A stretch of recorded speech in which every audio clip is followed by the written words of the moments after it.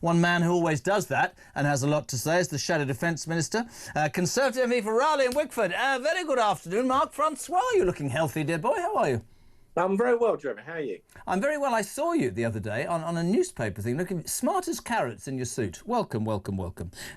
Where do you want to start? Palestine outrage? Let's start with the Chagos Islands, because you're the expert. You stand up in Parliament. I'm just going to put this in layman's terms, right, to the British people who are listening. Mm-hmm. We have a Prime Minister who has decided to give away a territory that seemingly we've had for a long time. I'm not bothered about that argument, the rights and wrong.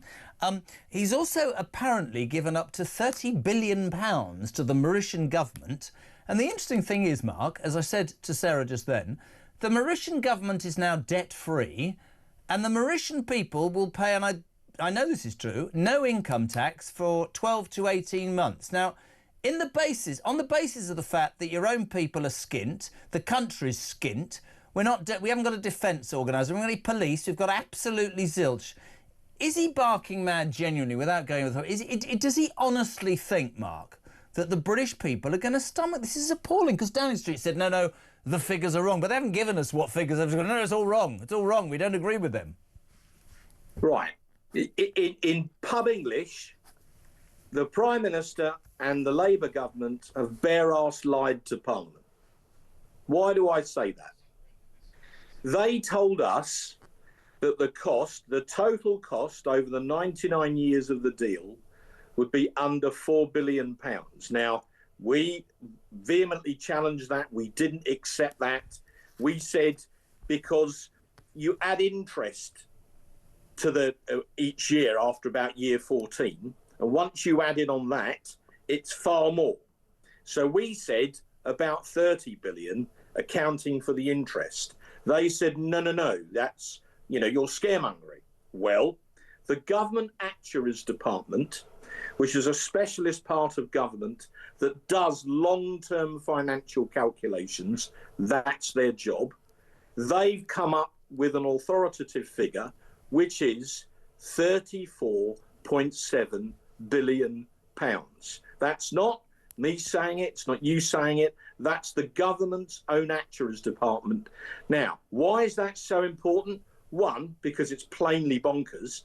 Two, because the Prime Minister told Parliament very clearly it was barely a tenth of that, and his ministers, including in the Foreign Office, backed him up. So when we come back, these people are going to have some serious questions to answer, because on the face of it, they've lied to Parliament. Well, let me read you the number 10.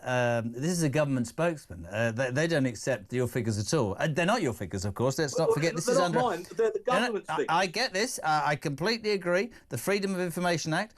This is from number 10 today. The Diego Garcia military base is essential to the security of the UK and our key allies. The average cost is £101 million per year, and the net present value of payments...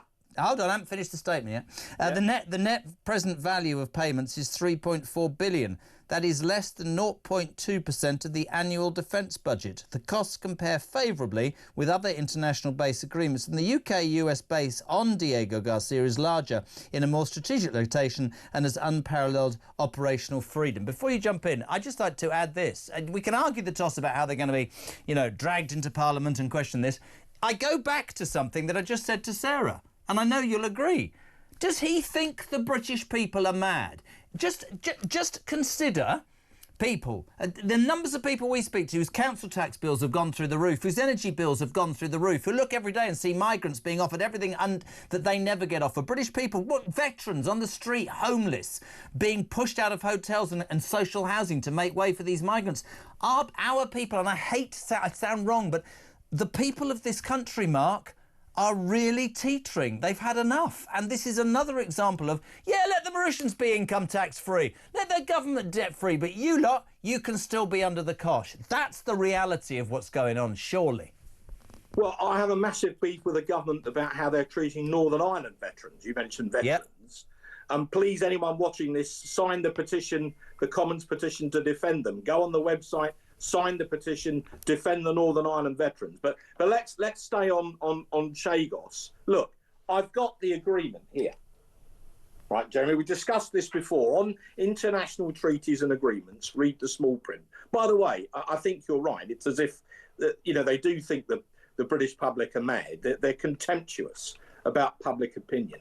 But in the preamble to the agreement, this is supposed to be a treaty, it says this: recalling the unique circumstances and history of the Chagos Archipelago and mindful of the need to complete the process of decolonisation of Mauritius.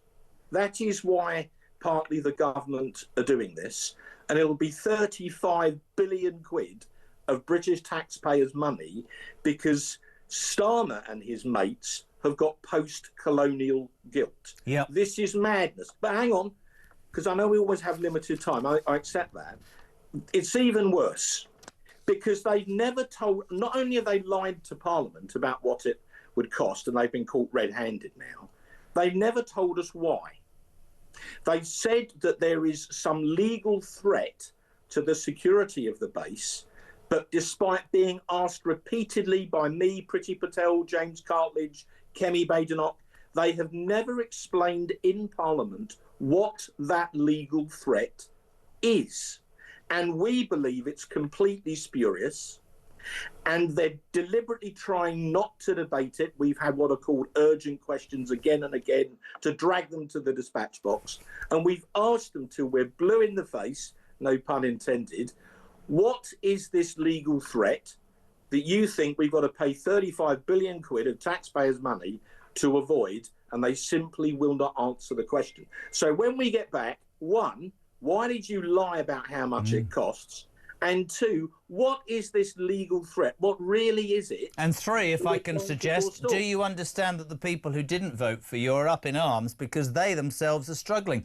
I just want to ask you about, if I can, just migration quickly, if you're happy to do that. I had Sarah Poaching from Reform just then. She held a press conference this morning. She told reporters that a quarter of sexual assault convictions last year were committed by foreign nationals, which is absolutely outrageous. She warned of people come into this country with different cultures, and it was time we woke up and did something about that. You no doubt will say, yes, we agree with that. Again, I would say this. 5-10 years ago, you would have been hoisted by your own petard. If you dared to mention these things, you'd have been called every name under the sun. But the fact of the matter is, when you wake up to stories of sports, people coming to this country attacking women, when you wake up to stories of small boat migrants getting taxpayer-funded days out and perks coming out of their ears, and we go back, messages, I'm walking where I live and there's veterans on the streets begging for food. What?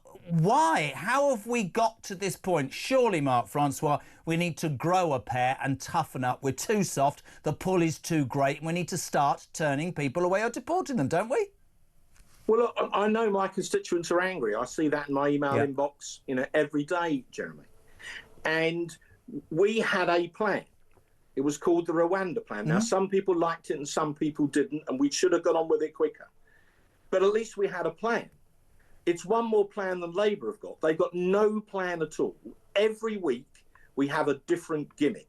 We had this idea, it's going to be, 17 in and 1 out. I mean, people look at that and they laugh their heads off, and they simply have no plan. And the reason they cannot stop it is it's the same reason as Chagos. It's because they are a government of human rights lawyers. The Prime Minister is a human rights lawyer. Many prominent members of his cabinet are or are firm advocates of the ECHR. And because of that, they cannot do anything that would cut across the European Convention on Human Rights or the 1998 Human Rights Act. And because of that, they will never stop the boats. Extraordinary. It's always great to have you on, Mark. You're right, we don't always have enough time, but your party's position is clear on the Chagos deal. 35 billion they reckon it could cost. It makes you think one thing, doesn't it, mate? Whenever he stands up and goes, we inherited a black hole of 22 billion, then you spent 11 billion on your union mates who have come back for more, and now you spent 3 times that, 1.5 times that, on the Chagos Islands. Mark Francois, MP, Conservative Defence Minister, Shadow Defence Minister, MP for Rayleigh and Wickford. Thank you very much indeed.